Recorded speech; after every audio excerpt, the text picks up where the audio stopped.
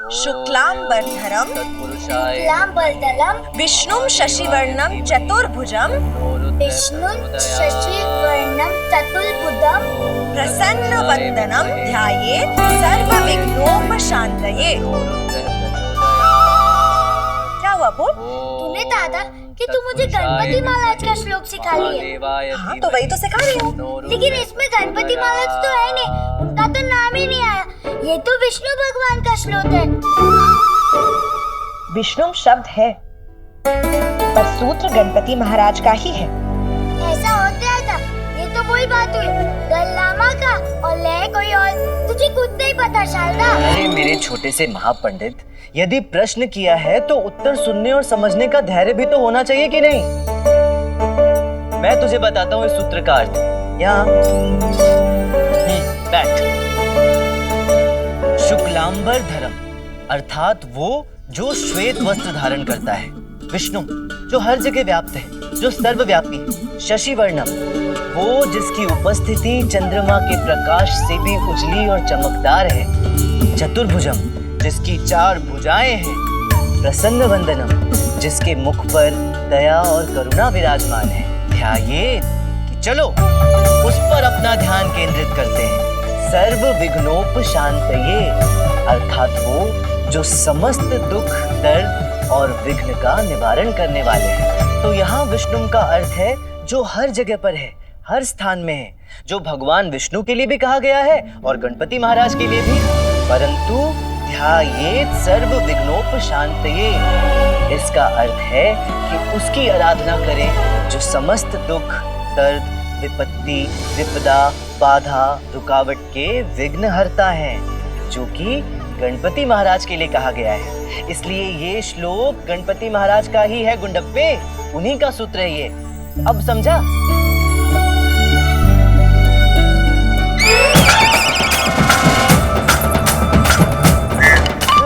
इन्हें क्या हुआ? शुभ समाचार मांग रही है। किससे? गणपति जी से। ऐसे कोई शुभ समाचार मांगता है क्या? कह रही है कि इस गणेश चतुर्थी पर हम सब गणपति जी की पूजा करेंगे और ये गणपति जी से कुछ मांगेंगी। क्या मांगेंगी? ओह, ले जाती हुई महोदया, आगे भी कुछ बोलोगी? कह रही है गणपति जी से मांगेंगी इनकी गोद में। इनकी गोद में क्या? इनकी गोद में पोता पोती खेले।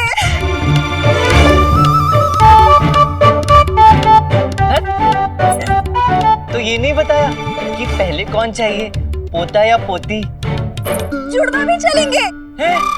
बस जो भी आए शीघ्र, अति शीघ्र आए। माँ से कहो लड्डू नहीं है कि मिश्रण बनाया और हो गया। इनसे कहो कि समय लगता है ऐसे कामों में, सब कुछ तलवार की धार पर नहीं होता। अम्मा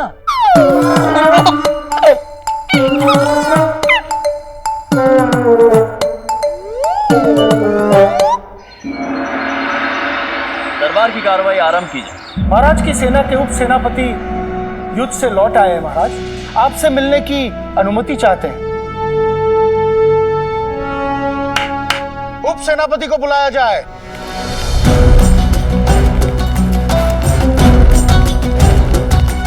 महाबली सम्राट की जय हो। महाराज के चरणों में उप सेनापति देवेंद्र राव का शत शत नमन। उप सेनापति जी, विजय की खूब खूब बधाई हो आपको। इस बार आप युद्ध जीत कर आए हैं। आपको पहले से पता था महाबली कि हम आपके पास युद्ध जीत लेने का समाचार देने आए हैं? विश्वास था हमें कि अब जब आप हमारे समक्ष आएंगे तो युद्ध के समाचार लेकर आएंगे, क्योंकि इस बार जीतने के अतिरिक्त आपके पास कोई विकल्प भी तो नहीं था। एक बार फिर से आक्रमण की तैयारियां कीजिए और इस बार हमारी सेना दूसरे तट पर पहुंच जाए तो वो सारे नाव, सारे तख्ते, सारे जहाज वहीं जला दिए जाएं। इस जीत का सारा श्रेय महाबली को जाता है महाराज। नहीं उप सेनापति, इस जीत का पूरा श्रेय हमें नहीं, इस जीत का पूरा श्रेय जाता है भगवान श्री गणपति महाराज को। गणपति महाराज जो भले लोगों के लिए विघ्नहर्ता माने जाते हैं, वहीं वो दुष्टों के लिए विघ्नकर्ता भी माने जाते हैं। वही श्री गणेश जी जिनसे हमें सदैव जीत की प्रेरणा मिलती आई है, जिनके आशीर्वाद और मार्गदर्शन से हमने सदैव अपनी प्रजा और अपने राज्य की रक्षा की है। सेना के युद्ध पर कूच कर जाने के पश्चात हमने प्रभु श्री गणेश से हमारे प्रत्येक सिपाही के प्राणों की रक्षा की प्रार्थना की थी, उनके जीत की कामना की थी और एक संकल्प किया था कि इस युद्ध के पश्चात आने वाली गणेश चतुर्थी पर हम प्रभु श्री गणेश के इस उत्सव का बड़ी धूमधाम से आयोजन करेंगे। तो आपको इस जीत पर ढेर सारी शुभकामनाएं और हमारे सभी सैनिकों के लिए हमारी ओर से भेंट और उपहार का प्रबंध किया जाए महामंत्री जी। जी महाराज।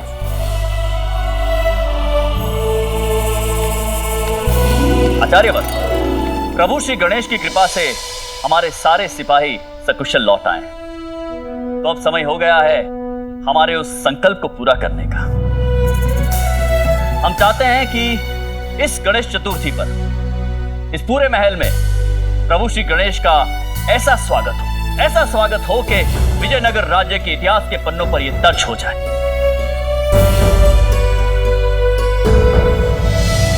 आचार्यवर, आपका क्या विचार है इस विषय? यही, बिल्कुल यही कहने वाले थे महाराज।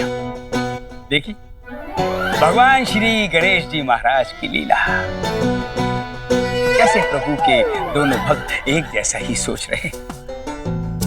अभी यही विचार हमारे मस्तिष्क में चल रहा था और ठीक वैसा ही महाराज भी सोच रहे हैं। अत्यंत प्रसन्नता हुई आचार्यवर ये जानकर कि आप भी वैसा ही सोच रहे हैं।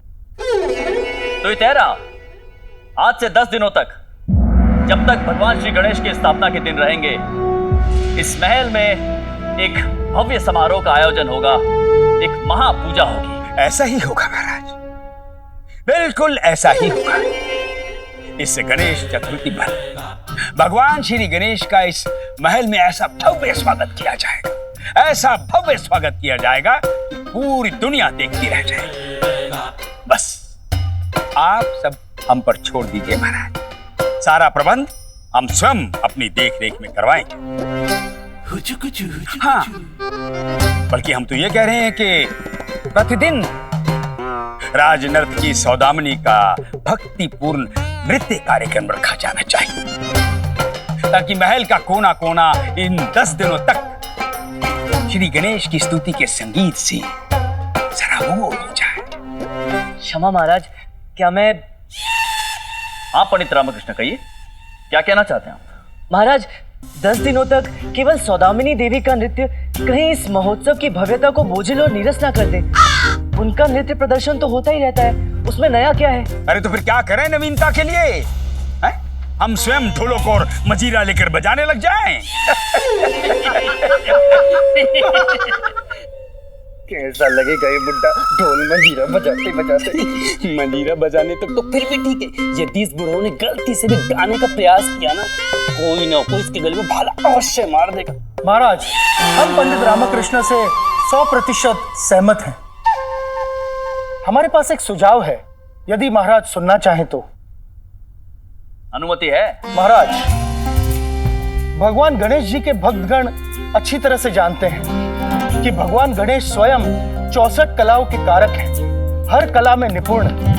तो भला उनसे बड़ा कलाकार और कौन हो सकता है महाराज?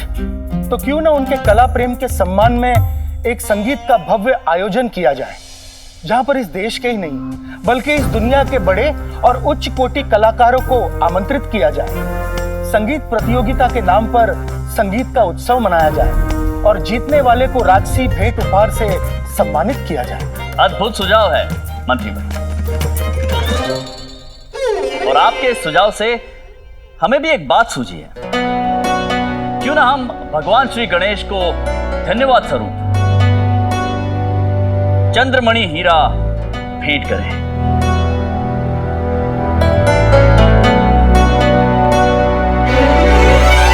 महाराज, ये तो बड़ा ही सुंदर विचार है, परंतु वो हीरा तो ब्रह्मकमल पुष्प में रखा है। हम भी यही सोच रहे थे महामंत्री जी। ब्रह्मकमल पुष्प 5 वर्षों में एक बार खिलता है, किंतु उसे अपनी सुर साधना से भी खिलाया जा सकता है। तो हमारा सुझाव यह है कि क्यों ना प्रतिस्पर्धा यही रखी जाए। कि गणेशोत्सव के 10वें दिन सारे गायकों में से जो भी इस ब्रह्म कमल को अपनी सुर भक्ति, अपनी सुर साधना से खिला दे, वही इस प्रतिस्पर्धा का विजयी गायक माना जाएगा। उसके पश्चात उस गायक को उचित राजकीय सम्मान से अलंकृत किया जाएगा और वो चंद्रमणि हीरा प्रभु श्री गणेश के चरणों में समर्पित किया जाएगा। और इसी बहाने आयोजन में उपस्थित अतिथिगणों को चंद्रमणि के अलौकिक सौंदर्य के दर्शन का लाभ मिल जाएगा। आचार्यवर, आपका इस विषय में क्या कहना है? बस हो गया महाराज, बिल्कुल हो गया। इससे बढ़िया कोई आयोजन हो ही नहीं सकता है। हम आज से ही आयोजन के प्रबंध में लग जाते हैं। महाराज, ये गणेश चतुर्थी विजयनगर के लिए एक ऐतिहासिक आयोजन होगा और हम राजगुरु तथाचार्य आपको वचन देते हैं महाराज। अद्भुत। आयोजन की तैयारियां आरंभ की जाए। अरे रामा, ये चंद्रमणि हीरा क्या है? पता नहीं बंधु, मैंने भी चंद्रमणि हीरा के बारे में केवल सुना है, अच्छी तरह से नहीं जानता कि ये क्या है। पता करना होगा। हमारे हिसाब से आप लोगों ने बिल्कुल सही किया। महामंत्री जी, ये चंद्रमणि क्या है? हीरा है। हाँ मंत्रीवर, ये तो मैं भी जानता हूँ कि हीरा है, परंतु ऐसी क्या विशेष बात है इस चंद्रमणि हीरे में कि जिसका नाम सुनकर पूरा दरबार हिल गया। दरबार में जितने भी लोग थे, सबके चेहरे ऐसे चमक उठे जैसे सूर्य की किरण ताल पर नाचती तालाब की चमचमाती बूंदे जगमग जगमग कर रहे थे सबके चेहरे। ऐसा क्या विशेष है उस चंद्रमणि हीरे में मंत्रीवर?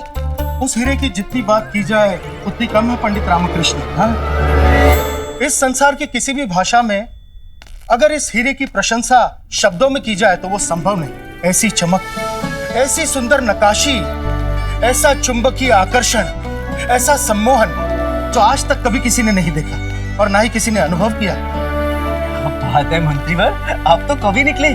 किसी साधारण से हीरे की ऐसी अद्भुत प्रशंसा तो कोई कवि ही कर सकता है। साधारण हीरा? ठीक है पंडित रामकृष्ण, आज रात्रि प्रथम पहर में आप महल में आइए और इस साधारण से हीरे के दर्शन का असाधारण अनुभव हम आपको दिखाते हैं। जी मंत्रीवर।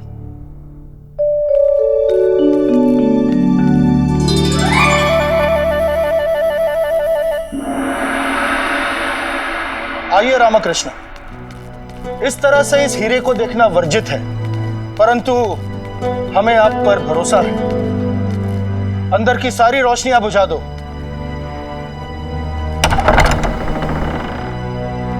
आइए रामकृष्ण।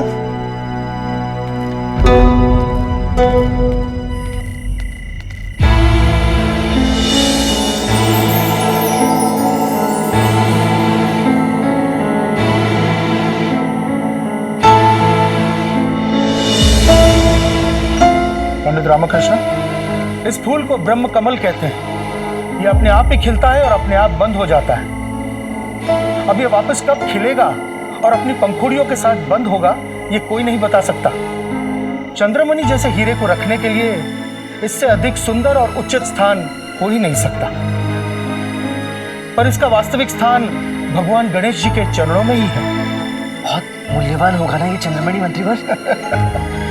किसी की भी कल्पना से और अधिक पंडित जी।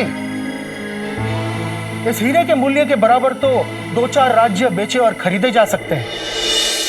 हाँ, यदि यह हीरा किसी के पास हो तो उसकी पुश्तों की पुश्तें भी यदि दोनों हाथों से धन लुटाएं, तब भी इसका एक अंश समाप्त नहीं होगा। वो व्यक्ति संसार का सबसे बड़ा धन कुबेर है जिसके पास ये हीरा है। और ये हमारे राज्य विजयनगर के लिए सौभाग्य की बात है कि इतना अद्भुत और अमूल्य हीरा हमारे राज्य की संपत्ति।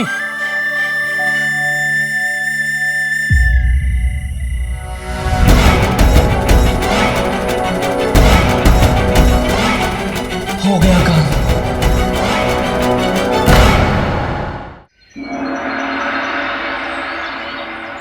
रामा रामा रामा रामा, नाक में दम कर रखा है इस दुष्ट पंडित। कुंडली मारकर बैठ गया है ये दुष्ट ग्रह हमारे नक्षत्रों में। हर बात में घुसना, हर बात में टांग अड़ाना स्वभाव बन गया कपटी पंडित का। हमारा मुख कुछ कहने के लिए बाद में खुलता है, इसका हस्तक्षेप पहले शुरू हो जाता है। एक अवसर मिल जाए, रौंद कर रख देगा ये तथाचार्य इस रामा का अस्तित्व। बताओ, कितने मनोयोग के साथ हम रखवाना चाह रहे थे अपनी प्रिय राजनर्तकी सौदामिनी का नृत्य, वहां भी घुसकर सब मनिया मेट कर दिया इस दुष्ट ने। वो तो अच्छा हुआ कि सौदामिनी को पता नहीं चला कि महाराज ने उनका नृत्य कार्यक्रम रद्द कर दिया है, अन्यथा हम तो कहीं क्यों नहीं रह जाते। सुनो, यदि सौदामिनी कहीं मिले तो उन्हें मिली थी प्रभु। कौन? आपकी प्यारी सौदामिनी देवी। कब? अभी थोड़ी देर पहले। कहाँ? महल से बाहर निकलते हुए गुरुजी। तो बता दिया। क्या बता दिया? यही कि समारोह में से उनका पत्ता कट गया है। किसने बताया? हमने। क्यों? उन्होंने पूछा तो हमने बता दिया। सत्यानाश, सच क्यों बोल दिया? जीवन में पहली बार मुख से सत्य निकल गया प्रभु, वरना जब से आपकी शरण में आए हैं हमारा और सत्य का भला क्या संबंध। फिर क्या गुरुजी? तो फिर क्या प्रतिक्रिया रही उनकी? क्या बोली की क्या? पत्ता कट। हाँ तो बता दिया ना कि समारोह से उनका पत्ता कट हो गया है। आपका प्रभु। आपका पत्ता कट गया है। सौदामिनी ऐसा बोली कि वो आपका मनु चेहरा भी नहीं देखेगी अब। क्यों? हमने क्या किया? कह रही थी कि आखिर क्या आवश्यकता थी गलत समय पर उसका नाम रखने की। सत्यानाश। हाँ, ये भी कह रही थी। ये भी कह रही थी कि सत्यानाश हो तुम्हारे गुरु का, सारा गुरु को बंद करके रख दिया। गुरुजी, आज के बाद आपके लिए सौदामिनी जी के घर के द्वार हमेशा के लिए बंद।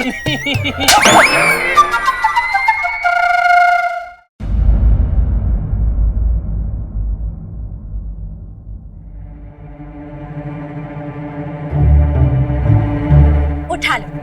हा? क्या उठा लो? हमें उठाकर किसी भी जगह रख लो, हम इतने ही सुंदर लगेंगे। अब हम हर कोण से इतने ही सुंदर दिखते हैं, हमें देखने के लिए हर कोण में घूमने की आवश्यकता नहीं है। कुछ करना होगा शारदा, कुछ करना होगा। यहाँ घूमने से कैसे कुछ होगा? यहाँ हमारे पास आके बैठी, तभी तो कुछ होगा, और कुछ होगा तभी तो अम्मा की इच्छा पूरी होगी।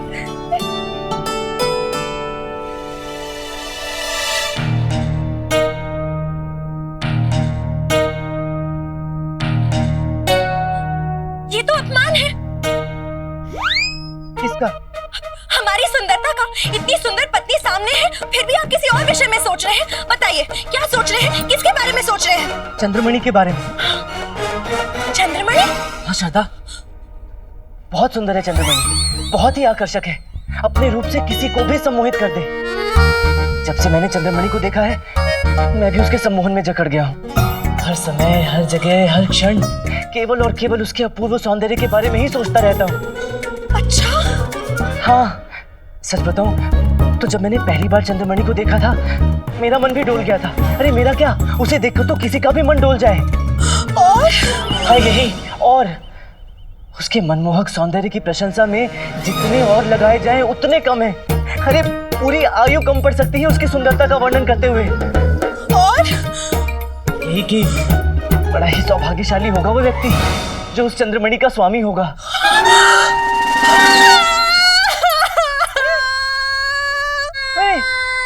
क्या हुआ तुम्हें? क्या हुआ?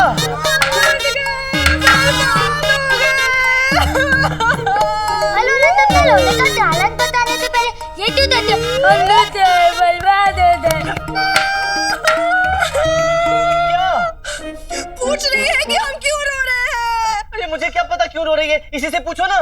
तो हम ही तो बताएंगे। आप तो उस कलमोही चंद्रमणि के बारे में बताने से रहे। कलमोही चंद्रमणि? हम लूट गए, बर्बाद हो गए।